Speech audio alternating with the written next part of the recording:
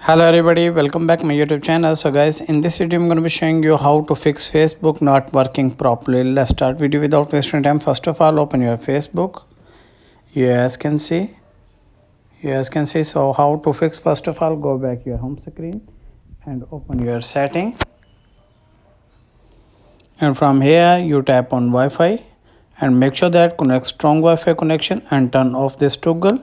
And after a few minutes you have again turn on, and after that check whether the problem has been fixed or not. If the problem is not fixed, then go back, scroll down and tap on journal, and from here you scroll down and tap on transfer or reset iPhone. Tap on this and tap on again reset and tap on reset network setting.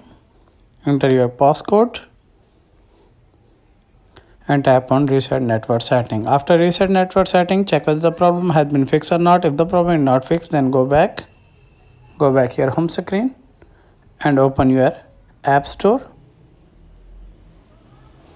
and from here you search for this Facebook and tap on this,